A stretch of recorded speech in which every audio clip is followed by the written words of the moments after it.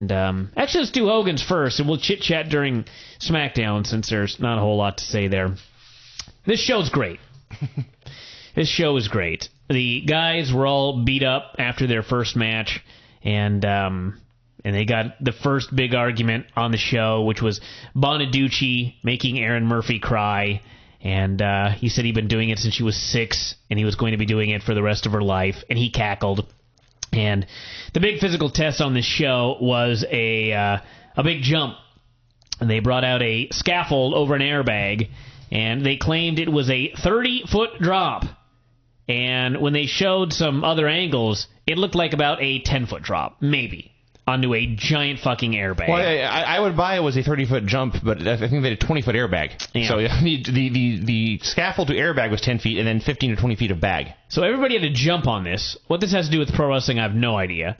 Everybody, including the enormous Butterbean, did so, except Stallone. Frank Stallone could not bring himself to do it. Too afraid of heights, he said, and he refused to do it, and disrespected the Stallone name, as everyone else noted.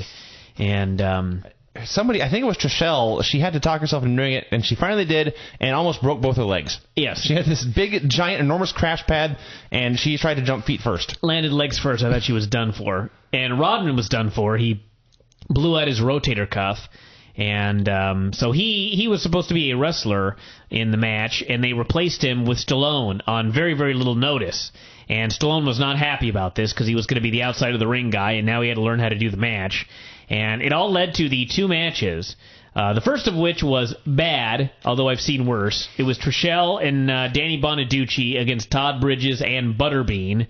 And the finish saw Bridges actually worked with his hat on. And it stayed on almost the entire match, and then fell off, revealing his bald head, and then he just put it right back on and kept wrestling. And this is not like a beanie or a baseball cap. This is like a bucket hat. Yeah. How did this thing stay on? No idea. Bean got the hot tag, and Trishelle kicked him, and Trishelle was so powerful that the 400-pound man fell over the back of Bonaducci, not killing him, by the way, and Bonaducci schoolboyed him for the pin.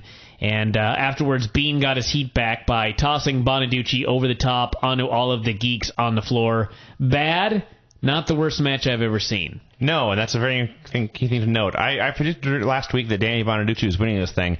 After this match, I must take that back. He has charisma. He has, relatively speaking, a body. He has no athletic ability whatsoever. And he has to leave to do his radio show every day. And he has to still do his radio show every day, so he's missing practice. Tim would not stand for this. So then we saw the worst match. I'd actually have to see Iron Sheik and Nikolai Volkov against the Bushwhackers again to fully and honestly determine whether or not this was the worst match I've ever seen in my 33 years of existence. But if it was not the worst I've ever seen, it was the second worst. It was Aaron and Screech against the Geek Stallone and Nikki the Playmate. This was the fucking worst match maybe ever. I was in awe of the badness of this match. And keep in mind this match was heavily edited. Yes, there was blatant editing, flagrant editing. Unedited version of this match I must see. So I know there's got to be somebody listening to this right now that was involved in this show. You must please, for the love of God Almighty, get me a tape of this match, because I must see the unedited version. I've never seen anything like this in my life. It did seem to break many laws of physics and nature. How something could be so shitty. I think of all of the wrestling matches I've seen on the indie scene. I think of all the horrible women's matches I've seen in WWE and TNA, and just, I cannot even imagine something this bad. Like shit that you see, like backyard videos of geeks doing stuff. Nothing has ever been this bad. I don't even think anything could possibly be this bad. It totally set new standards. The key here is it was heavily edited. In fact, there are 2 keys. One is that it was heavily edited. So yes, the raw version of this would be enough to I don't know, we could generate enough electricity to power the nation for years. It was just so bad. And then the other notable thing is that none of this was Screech's fault. No. This guy was trying so hard. That's what made it even more amazingly bad. He was a positive, which means the other 3 were so deep in the negatives between them that it still drug it down to being the worst match I ever saw. So goddamn hard to save this match, and it was impossible. And it just kept going. Anyway, they lost. They did not win. They had the worst match on the show. It was time to cut somebody, and Bischoff buried Nikki for being an airhead, and that was it. Nobody praised her for anything. Jimmy Hart put over Screech as the team captain. His exact words were, "I thought the schoolboy looked pretty darn good." Hogan spared both of them, God knows why. Then he put the remaining 3 over, saying they'd all done a great job, but then said Frank was a jabroni, told him to get the hell out of his ring. This was complete and utter bullshit. Now let's think about this.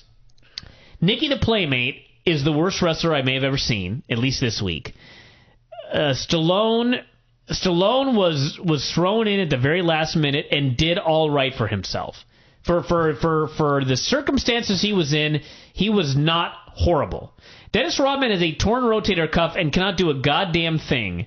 And they eliminated Frank Stallone. I should point out, complete bullshit. Frank Stallone was in that match you just described as the worst match you ever saw. Yes. And he was one of the 3 who was not Screech. Yes. He did not do good. Don't defend him. You think that he did a worse job than Nikki Ziering? Not necessarily. Now you have never suffered a serious injury, but you cut Stallone and not the man with a torn fucking rotator cuff. The guy's done. You would think so, wouldn't you? He can't do anything from this point forward. And if he did, he doesn't have a torn rotator cuff. But that's what they claimed. Yes. But anyway, this show, I know that this show is it's a lot of people love it. A lot of people hate it. There's it's a very polarizing show amongst those in the business. But after watching this event, this program, I have a new respect for myself. This show actually made me proud to be a professional wrestler, because until this show, I never fully comprehended how hard the art of professional wrestling is. Yes. I felt like Ric Flair. I felt like Shawn Michaels and Ric Flair put together, and Misawa and all of the great workers, Kobashi. I felt like I was all of them combined after watching this show. You were so much better than Todd Bridges. Everybody on this show. Yes. It's not this hard. No, it can't be. But they made this seem like pro wrestling, to do it well, is the hardest thing in the world. Much harder than rock climbing or... This gave me a new respect for you. Yeah. Think about that, everybody. Think about that, yes. My the God. last thing I want to mention, they had on the show, they have to learn 3 moves every week. Oh, God. This week, the 3 moves were the headlock takeover, the schoolboy, and the shoulder tackle. And they were demonstrated by Brutus Beefcake and Brian Knobbs, 2 men with like 50 combined years of pro wrestling experience, who did these moves so poorly. I was flabbergasted. And this show is not live. Hulk could have said, "Wait, guys, that sucked, do it again." But no, they left in the veterans doing it badly. And then we watched people practice schoolboys for an hour. Now, I want you to think about the word schoolboy. So named because schoolboys, boys who are in school, can perform this move routinely. These celebrities had great difficulty with it. Particularly Frank, who had his head like on the outside of the body and was grabbing the wrong thigh. A disaster. So that was a show, everybody, but everybody must watch this program. This is the best program in the history of the world.